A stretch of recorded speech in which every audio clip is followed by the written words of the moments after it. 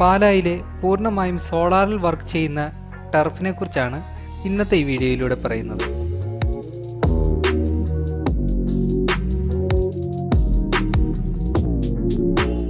ഈ ടർഫിലേക്ക് വെളിച്ചം നൽകുന്നതിനായി മുരിക്കൻസ് ഗ്രൂപ്പ് ഇവിടെ സോളാർ ലൈറ്റുകൾ ഇൻസ്റ്റാൾ ചെയ്തിരിക്കുന്നു. ഈ സോളാർ ലൈറ്റുകൾ ഹൈ എഫിഷ്യൻസിയിലുള്ളതും ലോങ് ടൈം ബാറ്ററി ബാക്കപ്പ് നൽകുന്നവയുമാണ്.